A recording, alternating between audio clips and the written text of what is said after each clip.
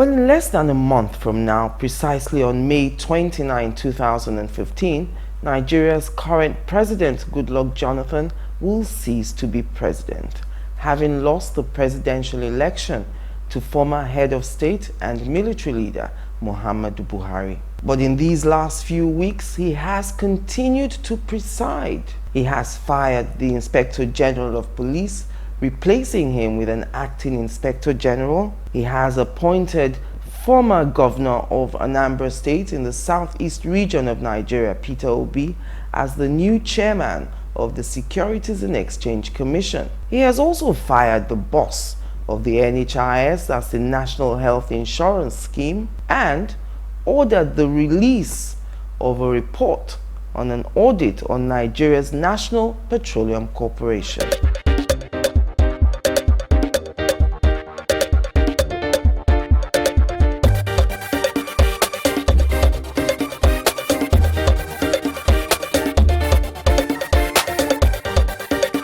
Well, hello and welcome.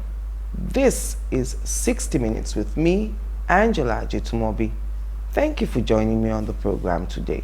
And so Nigerians are divided about this spate of work being taken on by President Jonathan in the twilight days of his administration. Even though government is meant to be an ongoing venture, people are divided about whether in the last few weeks of his administration he should be working so hard or winding down and preparing to hand over to the new president of the country. And that's where my host today comes in. He will be hoping to clarify, amplify, or at least put in perspective a lot of these issues. We will be looking at the state of the nation today. So, join me after the break as I count down 60 minutes with the president of the Nigerian Guild of Editors, Femi Adesina. Welcome back. Welcome, Mr. Adesina. Thank you very much for coming back on the program. Thank you. I actually should have said, join me after the break, the newly re-elected president of the NG. Congratulations on your re-election. You know, that went well, unopposed. So it means that the members of the guild seem to be happy with you. That's what it means. Thank you. Now, your annual biennial convention, biennial means it's held twice a year. Yes. No. Biennial in this sense means once every 2 years. Once every 2 years. Okay. Well, the biennial convention began on Friday, 24th of April. You were elected or re-elected on Saturday, the 25th. Returned unopposed. I can't help but say, was there any rigging, no zoning, no PVC problems? No PVC problem, no card reader problem. Everything went well. All right. And the construction of a secretariat, that has been on for a while with the guild. I know you've managed to raise about 200 million naira for that in Abuja. Yes. What is the next stage? How far have you gone? When we were campaigning for the first term, having a national secretariat for the guild, which is 53 years old this year, was one of our main promises. Because look at doctors, they have their national secretariat, look at pharmacists, look at lawyers, look at all the other professionals. They have their national secretariat. So it was not proper that the Nigerian Guild of Editors didn't have one. So we made it something, a campaign issue 2 years ago. And so to fulfill that promise, sometime last year we held a fundraising dinner in Abuja at the Transcorp Hilton, which was very successful. A lot of governors came, people in the private sector came. The fear of the editors is the beginning of wisdom, Mr. Adesina. Not necessarily. I think goodwill also will matter apart from fear. If you didn't have goodwill, it may not also have been successful, or they will come, they will pledge, and they will not redeem it. Yes. But they came pledged, and a lot of them, 90-95% redeemed. So we have that pool of funds. And the FCT minister also sent a rep to that event and pledged to give us a plot of land. So you don't have to buy the land. No, well, at least he promised to. And some months after, he fulfilled that pledge. We were given good land at a place called Kiami. Kiami is on the road to the airport in Abuja. But there was a snag. Infrastructure is not yet done in that area. The land itself is very good, plain land, but you needed infrastructure. Federal government awarded the contract. After one of the Federal Executive Council meetings, it was announced that infrastructure development Akiyami had been awarded to Julius Berger. That is more than 6 months. But no work has been done. Right. We have now discovered that there was no cash back into the contract. So we can begin to build. You can't move. We can't move unless government moves. And unless Julius Berger gets funding, it will also not move. Yes. Now, what we now did, the last ESCO, the one that got dissolved on Saturday before the new election, now said, we have these funds lying idle in the bank. We had a purpose for raising it.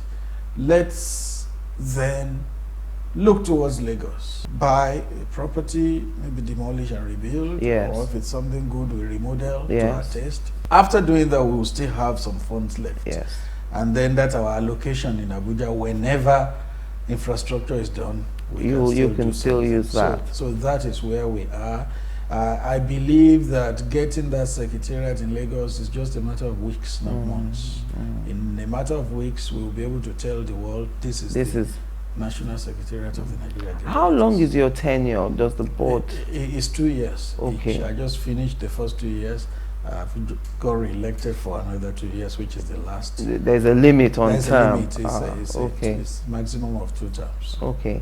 And at the convention you held recently, the Vice President-elect, Professor Shibajo, who represented the President-elect, said the media deserves commendation for facilitating a peaceful and credible poll. You know, I wanted us to look at it, the role of the media from another angle, which I call fueling illegalities. And I'll tell you what I mean.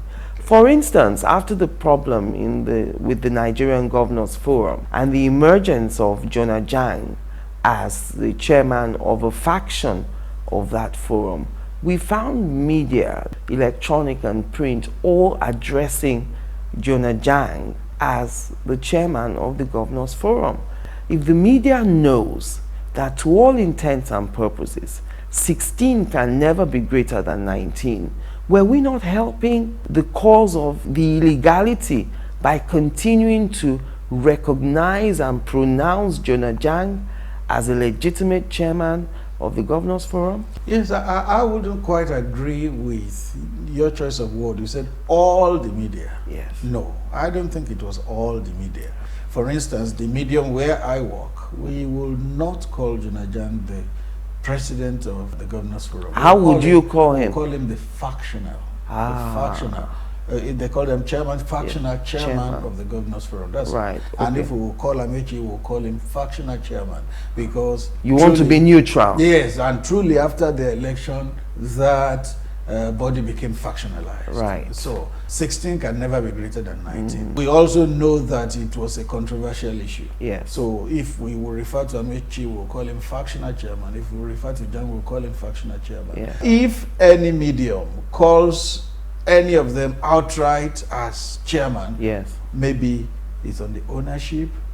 The ownership of that medium is determining that. Right. You know, there are tendencies in the media too, depending on ownership, depending on proprietorial interest.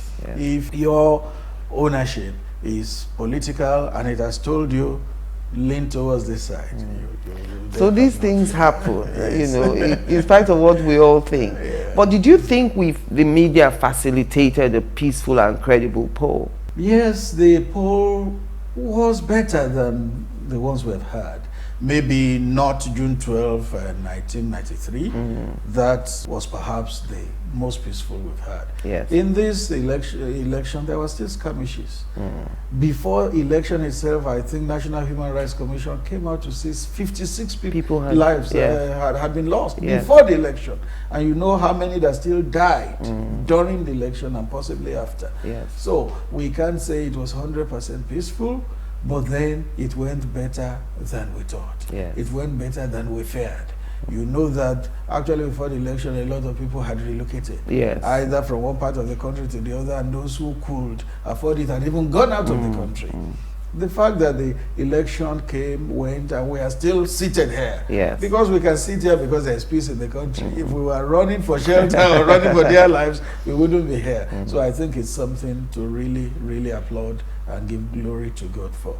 Yes. The media played its role in achieving that, quite right. You will see that awareness towards the election was very high, very, very high.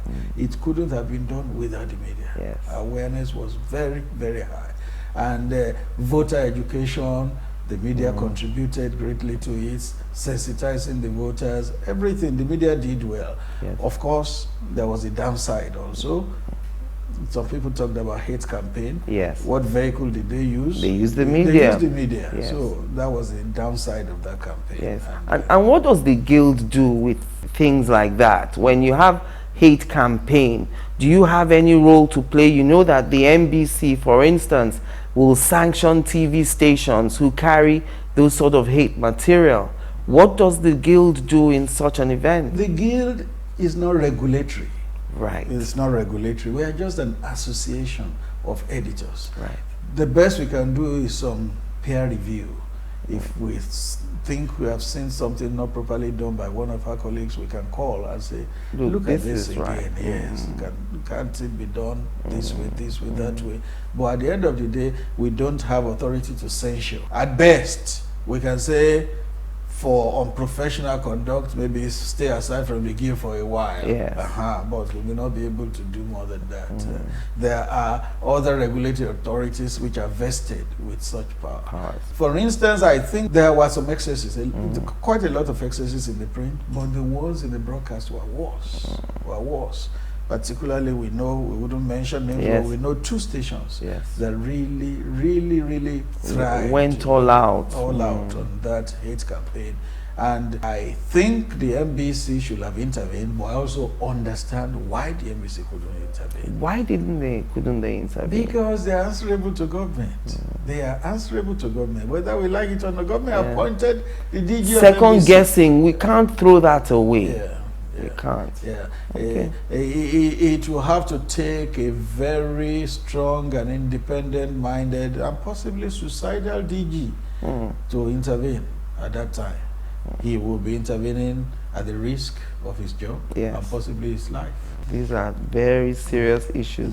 So who did you vote for in the presidential election? Well, for years, decades, even so to speak, I had been a Muhammadu Buhari man, and I never hid it. Yes. I never hid it. Why did you vote for him?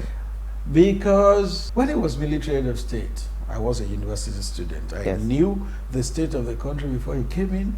I knew how he made the country, and I saw an effort to straighten the country. Yes. But that effort was truncated. He was not allowed to finish that job. When he joined the political race in 2003, I had always supported him since then. Are you serious? Because I believe that the work he couldn't finish as military head of state, he now could have an opportunity to do it. The circumstances will be different, but the personality remains the same. Firm, strict, accountable. Yes. And we needed such person in the country. Were you expecting him to win this one? And I'm assuming you voted for him in 2011, but this particular one. In 2011, I supported him, but in my writing, I always expressed that reservation, saying unless there was a coalition between the CPC and the ACN, victory will be difficult. I kept harping on it. You needed a coalition. Nigeria is structured in a way that the person that builds the bigger coalition will always win the presidency. Right. If you don't build a coalition big enough, you wouldn't win it. Even constitutional provisions require you to win at least 24 states. Yes, so which means you need to be big. Oh, you need to be big. That's why when that alliance between CPC, the old CPC, ANPP, a part of APGA, and the old ACN came, I had always maintained that the election could go anywhere. PDP was big, very big. To upstage PDP, you needed an equally big platform. Yes. And when the APC came, I said, yes, we were in for an election like we had never had before in the country. I was even surprised how it turned out, how APC swept really. Virtually with their broom, they swept the country clean. I thought it was going to be neck and neck. Yes, too close to call. Too close to call, yes, as they would say. But then I was amazed at how it ended. What do you think this defeat means for the People's Democratic Party? People are saying it is the end of the PDP. Do you agree? It depends on people in the party. It may either be the end or they could make it the beginning. If they choose to remain down, yes, it's the end. But if they get up, dust their bodies, yes, and then replan and re-strategize, it could be the beginning. Would the current president have a role to play? I'm looking at it because since he's lost that election, in my opinion, it looks like he's taking a step back from party activities. And I think that if the PDP is going to build itself up, it needs him at the helm, you know, to lead the party again to heights. He will always be relevant in PDP and in the rebuilding of the party. Yes. But whether he could be the fulcrum of that rebuilding is doubtful. You know, there's a saying that the king under whom a dynasty fell, yes, is hardly talked of with relish. So a dynasty fell under him. Yes. And even within that party, a lot of people will have misgivings about him and his role. You think they're bitter that it was during his time the party was dissipated? Bitterness may not be the right word, but they are sorry. They are sorry. I've talked to some PDP chiefs who felt, yes, PDP was done in by the fact that there was not enough internal democracy. For instance, see the way APC held their presidential primary. Yes. Clean, transparent. And see how PDP did its own. They didn't even allow people to buy forms. They couldn't even allow people to buy forms. The electorate saw it. And from that point, they began to make up their minds who to vote for. Join us again after the break. It is difficult to respond to that question. Angela, that's a great question. Great question, Angela. Angela, that is a very great question. That's a great question. Okay, that's a great question. Yeah, very good question. That's a good question. This is an interesting question you put. 60 Minutes with Angela. Again, answers to every question you always wanted to ask.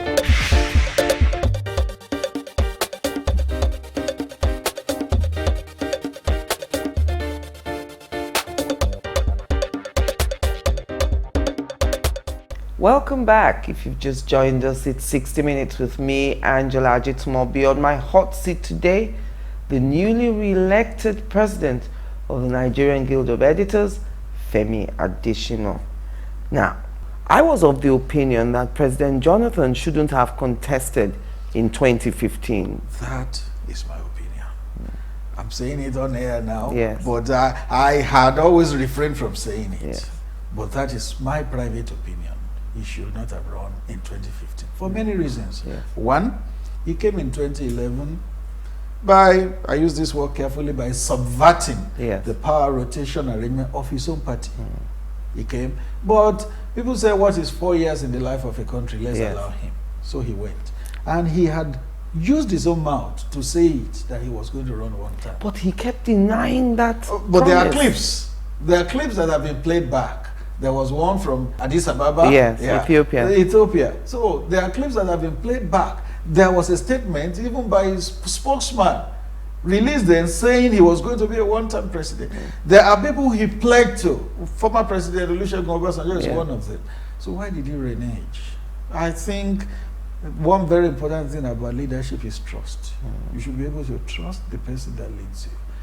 Anything bearing affinity to being untrustworthy is not good. It's not good for a leader.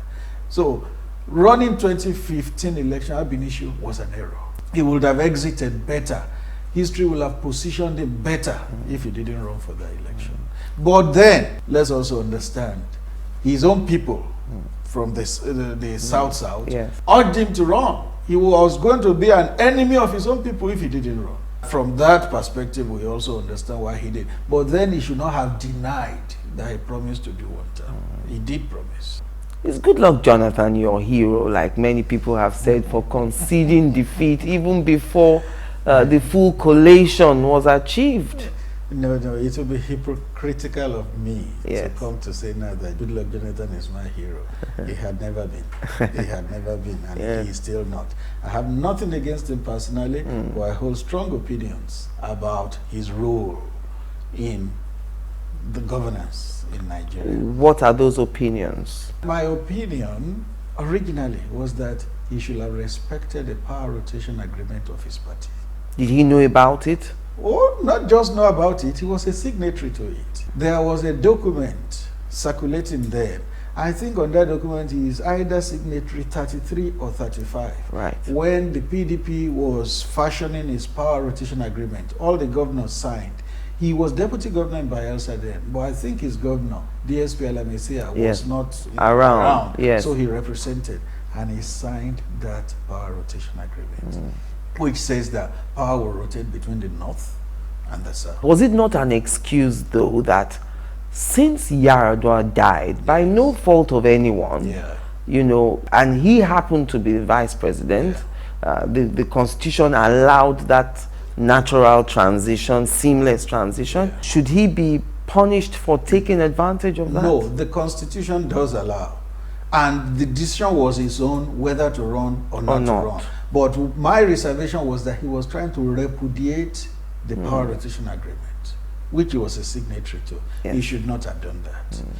It would have been better, more honorable, more decent to say, yes, there is this agreement, but these are the circumstances. Yes. Exactly, these are the circumstances. Yes. And then, what is 4 years in the life of a country?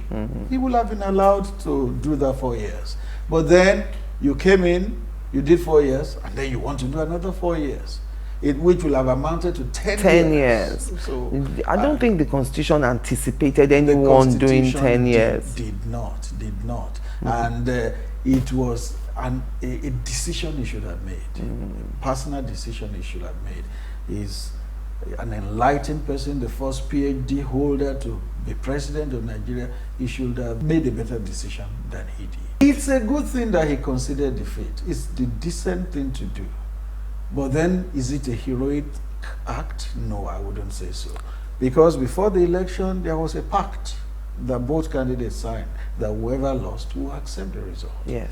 And it's in his own enlightened self-interest to even concede defeat. Because where will the country have headed? There will have been uproar, there will have been killings, there will have been violence all over. Mr. Adesina, some people say if the tables had been turned, Buhari wouldn't have conceded defeat. No, with that pact, what does Buhari have going for him? Integrity, honor.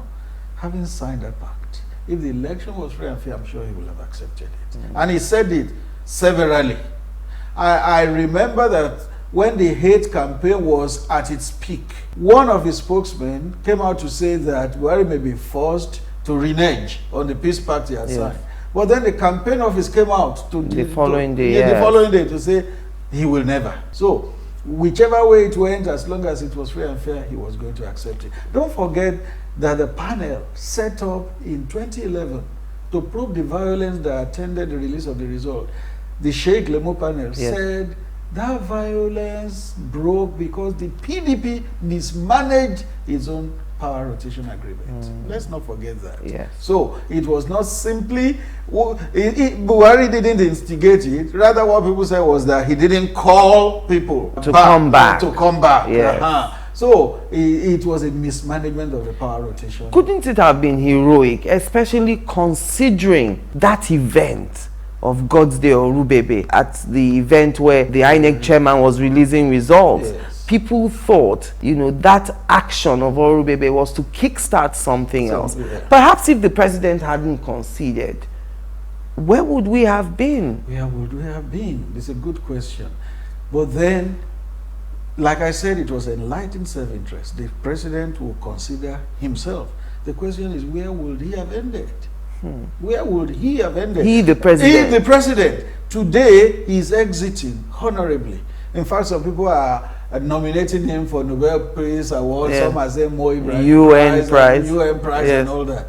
If he didn't concede at that point, and there was violence, where would he have ended? At the International Criminal Court. Because the country will have been burning, a lot of lives will have been lost, and it will be on record that he had signed a pact that he was going to accept the results. So the Cote d'Ivoire scenario will have unfolded in Nigeria. And where is Gbagbo today? He's answering charges. Where is his wife today? The wife has even been jailed for 20 years. Yes. So I think it's in the president's interest that he accepted defeat when he did.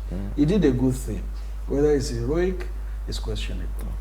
It's a topic for another day. Topic for another day. All right. And then looking at setting the agenda now for the incoming administration of Buhari, I was looking at interventionist programs in the Niger Delta. One of the fears expressed to me by people in that region is that the coming of Buhari will end any interventionist programs that they are enjoying, such as the presidential amnesty program. Do you think, as a way of assuaging the feelings of the people of that area, whose son has lost his re-election bid, you think the presidential amnesty program should be maintained? It depends on what that program was initially. Was it just a token to placate the Niger Delta, or was it a well-conceived program to bring change to the Niger Delta? And 4 years after that program, there must be an assessment, there must be an appraisal.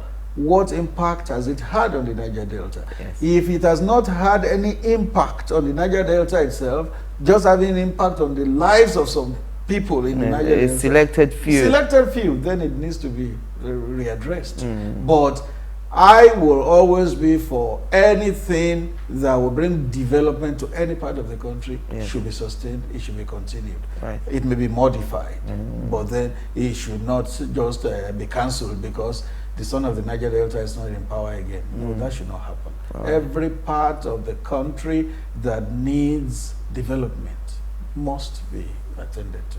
And as we say farewell to Goodluck Jonathan, what will be your parting words to him? Yes, I would wish him all the best. He's just 56, 7, about Yes. 57. 57. He still has his life ahead of him.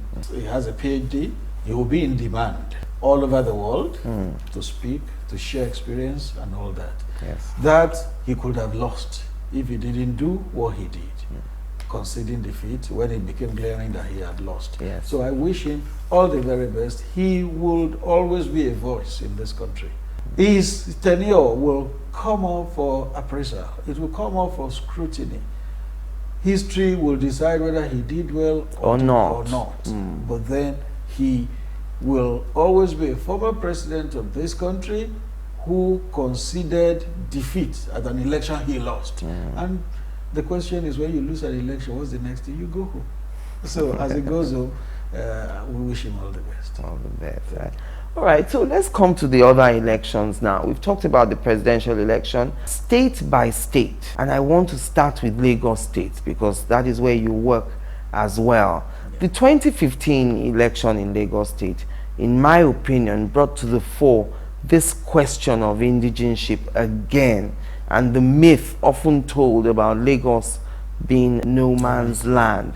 What is your opinion on all that played out in Lagos State? Yeah, when you say Lagos is no man's land, what exactly are you saying? It's like saying Mongo Park came to discover River Niger.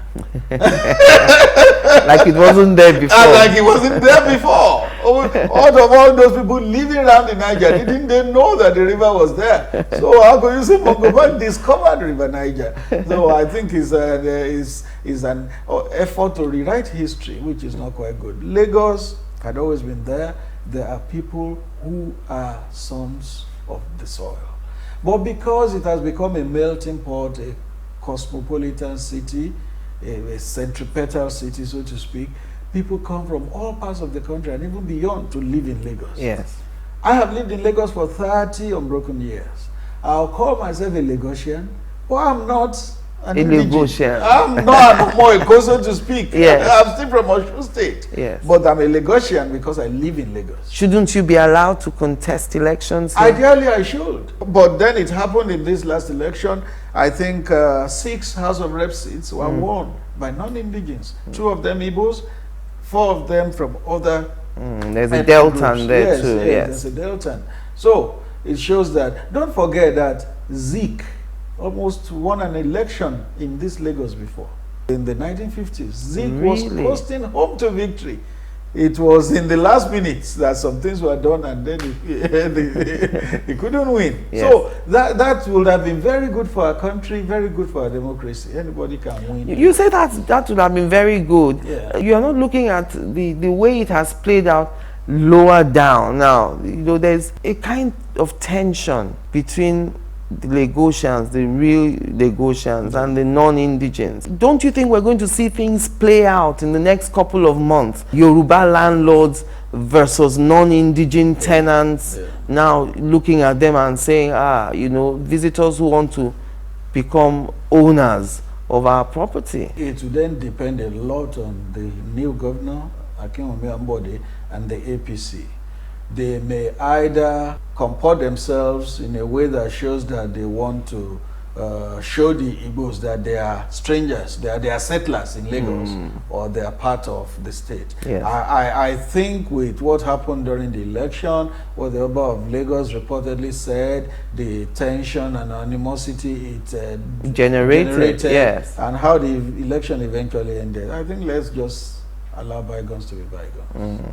What is your expectation then from the incoming administration of Akinwumi Ambode? Yes, when I think of Ambode, a scripture comes to my mind which talks about not removing the ancient landmarks. The Bible says, don't remove the ancient landmarks. In other words, you have a heritage, protect it. Yes. That is Ambode. He is assuming a heritage that had been built in the past 15 years. Bola Tinubu started it, Raji Fashola built on it and furthered it, continued.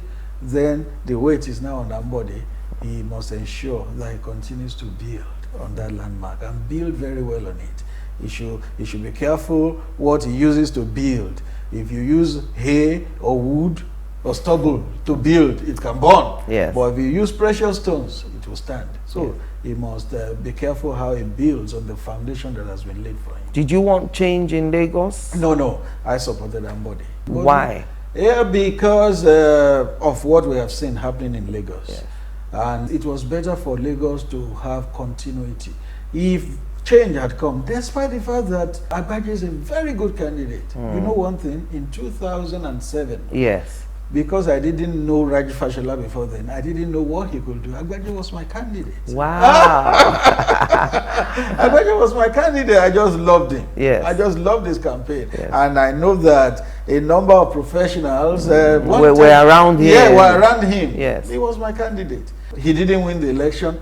Fashola came and surprised everybody. And then Fashola won my admiration. Yes. So in this last campaign, you permit me my prejudices. Yes. I don't like the PDP. Okay, join us again after the break. So what is 60 Minutes with Angela all about? It's not an interview. I like to think it's a conversation between two people making the news, people who are in the news, and those who become the news. And the whole idea is to inform, to educate, or to clarify, as the case may be. It is an art getting people to answer the questions that everyone is thinking in their minds. And that's what we try to do on 60 Minutes with Angela. I ask all the questions that everyone's thinking about and no one wants to voice. All the questions you always wanted to ask. You get those answers on 60 Minutes with Angela. Every week on this station, 60 Minutes with Angela, getting answers to every question you always wanted to ask.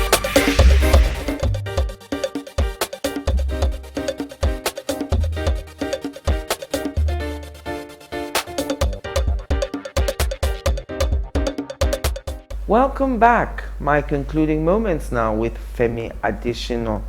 Let's talk about Ekiti State. You know, after the Supreme Court affirmed that Governor Fayoshe's 2006 impeachment was illegal, I thought that would douse the situation in Ekiti State.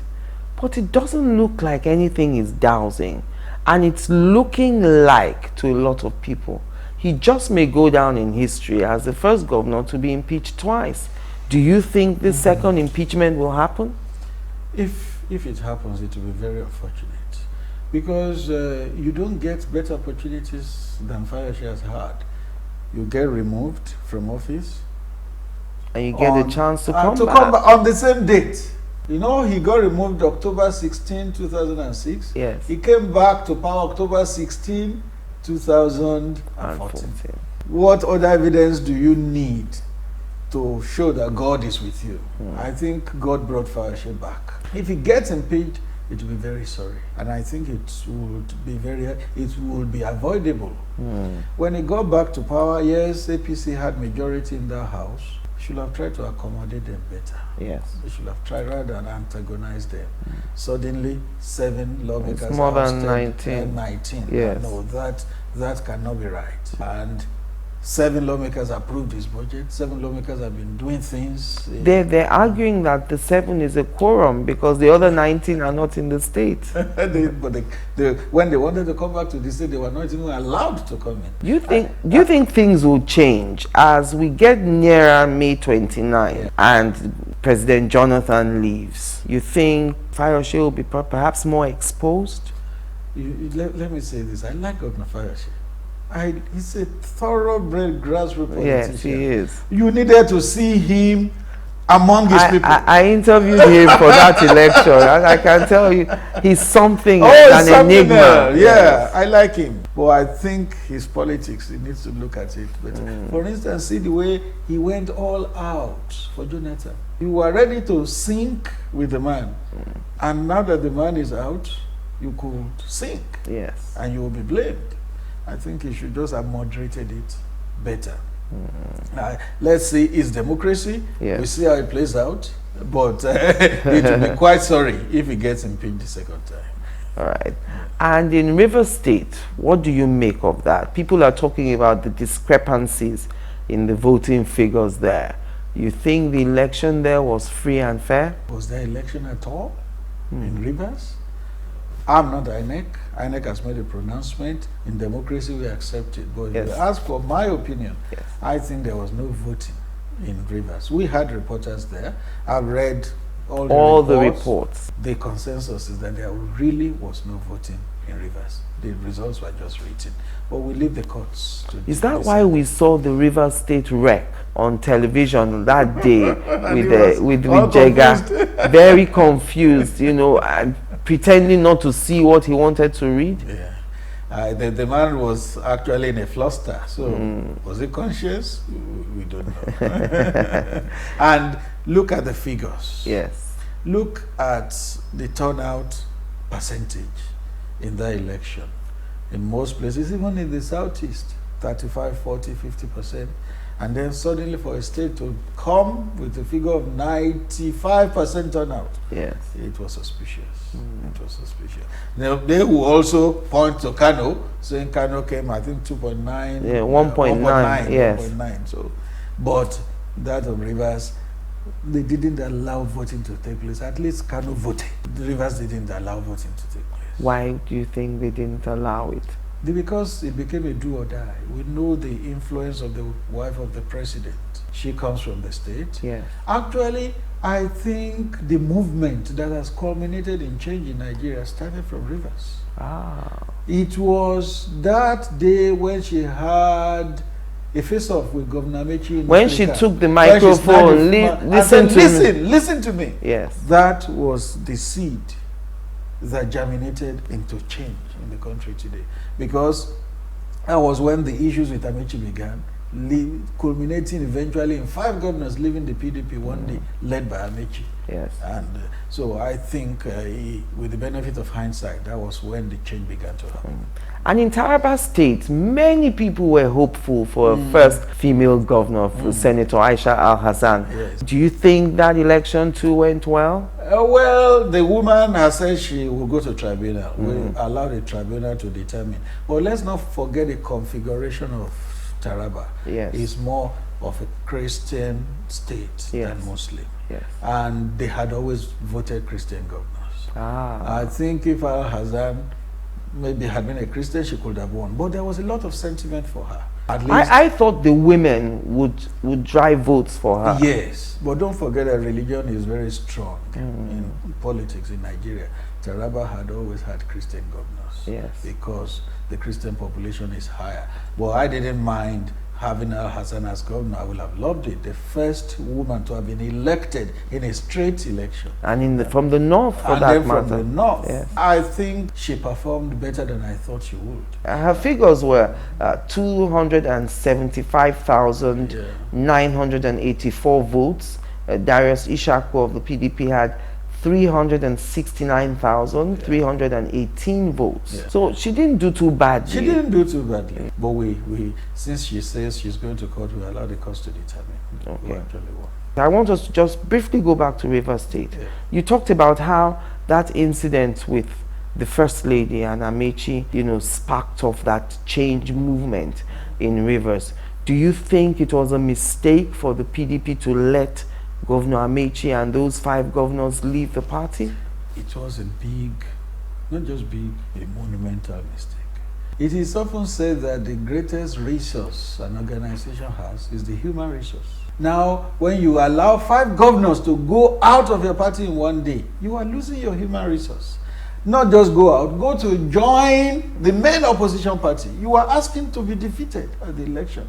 So, the PDP made a big mistake in allowing those 5 governors to go. They were even going to be 7. Yes. The other 2 that didn't go, see how they were decimated in their states. Niger, yes. Yes, Niger and Jigawa. Yes. It showed that the governors remained in PDP, but there are people who are not PDP again. There are people who left, and the results showed it. Yes. PDP was a little bit on the arrogant side, and they have paid heavily for it. Remember, this was a party that had threatened to rule us for 60 years. And 60 became 16. I can't let you go without talking about your state, Osun State. The school feeding program, the media had been awash with stories about stopping the school feeding program so that salaries could be paid. The state government has denied that. But of course, that brought to the fore the issue about challenges with paying salaries.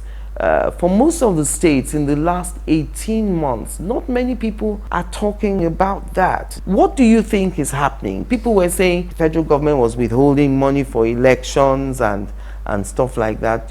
How can we get around this salary thing we've been encountering? Yes, it's also a fact that in the past 5, 6, 7 months, the federal government had not been giving states their due. And there are some states that their IGR is not like that of Lagos or some other states, that they could survive without handout from the federal government. There are states that depend wholly on that handout. Yes. So they couldn't pay salaries. Look at Benue. Benue was not a state that you would think APC will win. Plateau was not a state that you think APC will win. So this salary thing worked against them. Yes, those states are owing civil servants, owing teachers, and they revolted against the order. Their thinking was, how could you owe us 5, 6 months salaries and you want to impose your successor on us? So they revolted. Yes. And what caused all that? The price of oil fell. From the last quarter of last year, it began to fall considerably till from 110, it fell to about 50, got to 46 at a time. When a country becomes improvident, you don't save for the rainy day. That's what happens to you. They had a sovereign wealth fund, but some people said they had dipped hands into it. They dipped hand in almost everything to fund a campaign, which is not proper. There was a report recently that the president was asking for an account for 2 trillion.